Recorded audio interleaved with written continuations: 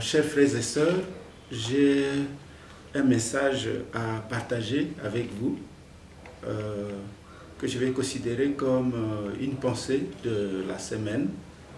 C'est un verset biblique que je vais tirer de la deuxième épître de Paul aux Corinthiens, au premier chapitre, le verset 12.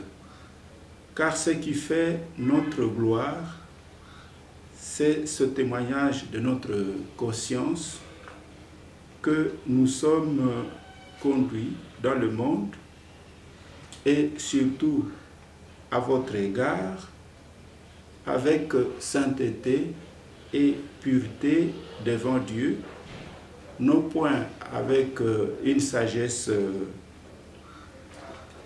charnelle, mais avec la grâce de Dieu.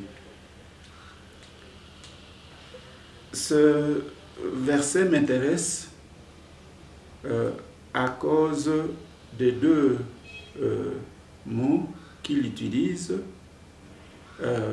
Il dit « Nous nous sommes conduits dans le monde avec sainteté et pureté. » Nous nous sommes conduits avec sainteté et pureté. On pourrait se dire, quelqu'un peut-il se prévaloir de sainteté et de pureté?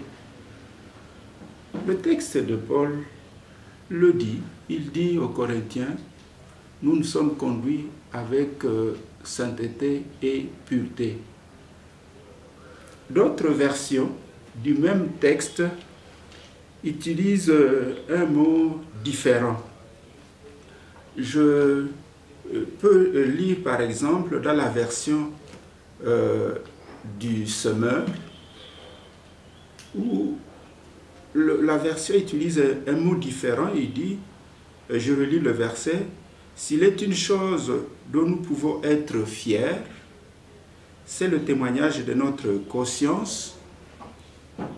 Il nous atteste que nous nous sommes conduits dans le monde et tout spécialement avec vous, avec la sincérité et la pureté qui viennent de Dieu, en nous fondant non sur une sagesse purement humaine, mais sur la grâce de Dieu. » Cette version-là utilise plutôt le mot sincérité et pureté. Mais ils ajoutent, les traducteurs, ils ajoutent une note à côté du mot sincérité. Et dans la note, ils disent certains manuscrits ont sainteté à la place de sincérité. La version de la TOB utilise un mot différent. Je relis le verset dans la version de la TOB. Car notre sujet de fierté, c'est ce témoignage de notre conscience. Nous nous sommes conduits dans le monde, et plus particulièrement avec vous, avec la simplicité et la pureté de Dieu, non avec une sagesse humaine, mais par la grâce de Dieu. Autrement dit, nous conformons par la foi à la grâce que Dieu nous accorde. Nous sommes appelés, comme Paul le dit, de vivre avec sainteté, de rechercher la sainteté et la pureté, comme cela est d'ailleurs attesté dans la recommandation de l'auteur de l'Épître aux Hébreux, qui, au chapitre 12, nous dit « Recherchez la paix avec tout le monde et la sanctification, sans laquelle personne ne verra Dieu. » Nous sommes appelés, frères et sœurs, à rechercher non seulement la paix avec tout le monde, mais aussi la sanctification.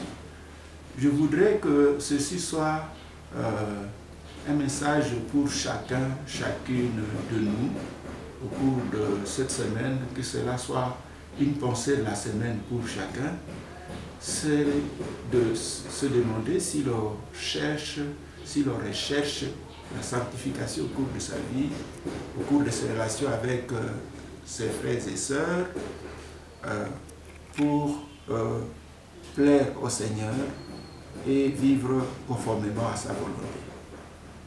Je peux donc relire le verset de Paul. Ce qui fait notre gloire, c'est ce témoignage de notre conscience que nous nous sommes conduits dans le monde et surtout à votre égard avec sainteté et pureté devant Dieu, non point avec une sagesse charnelle, mais avec la grâce de Dieu. Voilà la pensée de la semaine que je propose, chers frères.